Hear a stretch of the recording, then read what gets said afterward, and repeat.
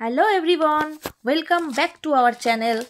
আজকে আমরা নিয়ে চলে এসেছি সাংহাই থেকে একটা কম্বো, মাঞ্চুরিয়ান চিকেন আর ফ্রাইড রাইসের কম্বো, যেটা 1+1 অফার ছিল, মানে একটার সাথে একটা ফ্রি দিয়েও আমাদের চার্জ পড়েছে 484 রুপিস। জোম্যাটো থেকে নিয়েছি আমরা।